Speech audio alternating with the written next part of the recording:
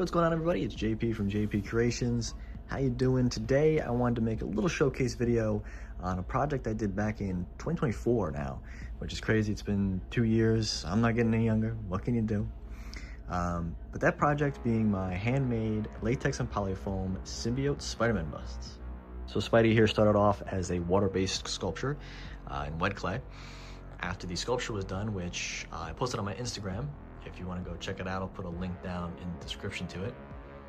After that was finished, I molded him in stone and ultracal. And once I had the mold, cast it up in latex and filled it with a soft polyfoam. So like I mentioned, he's a soft polyfoam, so he's squishy, which is neat, and he's also super light. Pick him up one hand. All the weight, if you were to pick him up like I just did, all the weight is in the base, because it's a wood base there. Now, they are all hand-done, handmade from scratch, except for the base, which was purchased, but it was purchased raw. So I had to do all the sanding and the finishing on it and everything.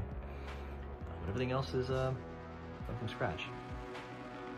So I went about making this project because, like a lot of other people out there, Spider-Man's my guy.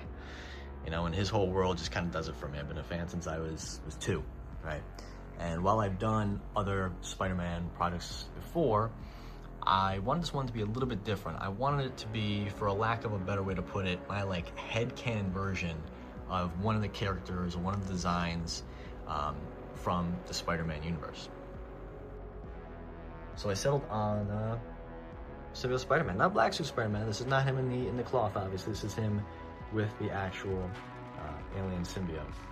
And whenever I do busts like this, or statues, what I like it to be is like a snapshot in time, a 1 second frame, and kind of go from there.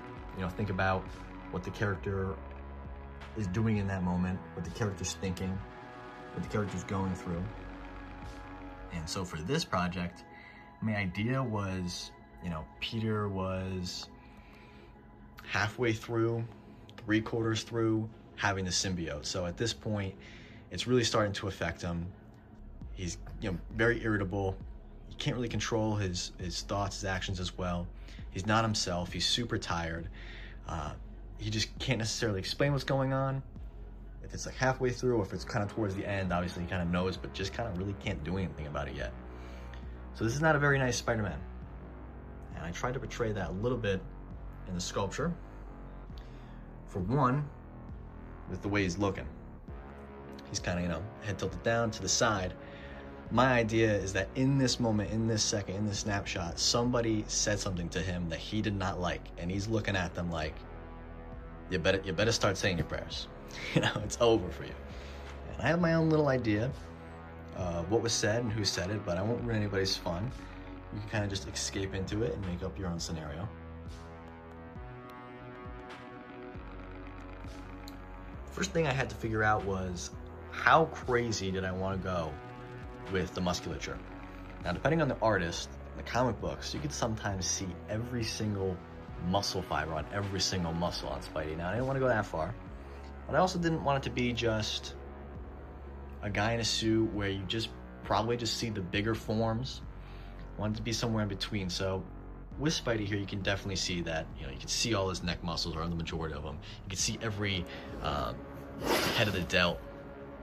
You can see the clavicle bones, you can see a lot of stuff that you wouldn't normally see, but it's not too crazy. You can see some anatomy in the chest as well. You can see, the nose poking out a little bit. You can kind of see the indentation where the mouth would kind of be. It's not necessarily like he's wearing just a face shell, but at the same time, he has a weird shape to his head, kind of taking a look at some of the other comics. He's got almost like a little weird alien head. So it's just a mixture of some realism, but also some of that classic Spidey, exaggerated comic book style going on. One of the biggest things I tried a lot of different stuff with was the texture, and that was very important. I wanted it to be organic looking. I didn't want it to look like fabric. I know that, especially in the comics, the symbiote can mimic fabric, but I didn't want that. I wanted it to look organic. I wanted it to look alive, especially if this was kind of maybe towards the tail end of the kind of Peter symbiote arc. Maybe the symbiote's getting a lot more comfortable. It's kind of becoming its own thing now. And I wanted to be able to look at this statue, this bust, and say, yeah, that's the Symbiote Spider-Man, not just Spider-Man in a black suit. I didn't want it to be fabric, but I didn't want it to be super goopy either, like you would see in some adaptations of the symbiote, whether it be with Peter or with Venom. A little bit of a middle ground with that too. And if you take a look at the clay sculpture, there wasn't a crazy texture on the sculpture. Definitely not this texture. Now this texture was done all with paint. I have a little technique to do it, but that's all done with paint. And I can make it closer to looking like a fabric suit, and I could do it really, really exaggerated. And I did a couple different takes on it, and I kind of settled on this. So the texture's done in the paint, and once that's done, I put a pretty high gloss on these guys. That's again to just make it feel more alive, more organic, as I keep saying, and just more extraterrestrial. I put an even higher amount of gloss in the symbol and the eyes.